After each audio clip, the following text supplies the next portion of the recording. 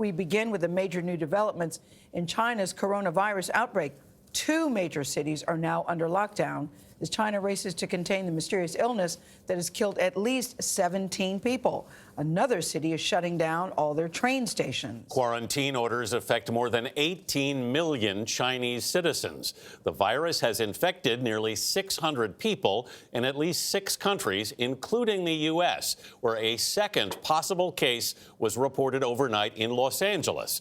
Ramy Inocencio is in Beijing. He left Wuhan, the epicenter of this outbreak, just before they closed off the city. Ramy, what about the one confirmed U.S. victim?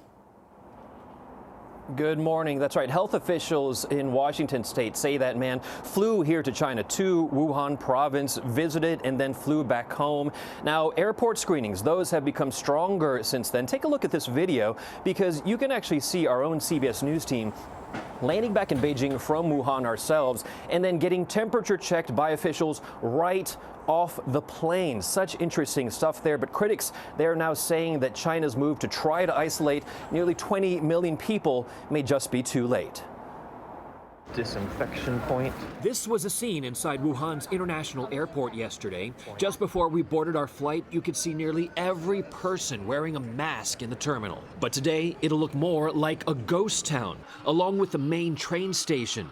Wuhan's 11 million people are being told they can't leave, a major step in the city's and country's fight against this virus. We stress to them by having a strong action, not only they will control the outbreak in their country, but they will also minimize the chances of this outbreak spreading internationally. That follows several global health guidelines Wuhan is enacting.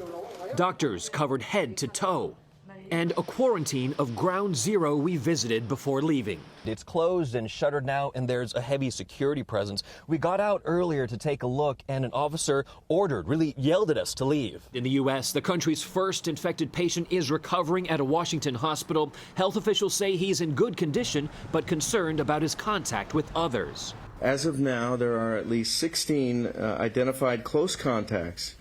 Local health departments started reaching out to them yesterday. Dr. George Diaz admitted him to the hospital Monday night. He spoke to our Carter Evans about how they're treating him. The robot that we're using has access to a special stethoscope, which lets me listen to the patient's lungs, heart, etc., and do an exam.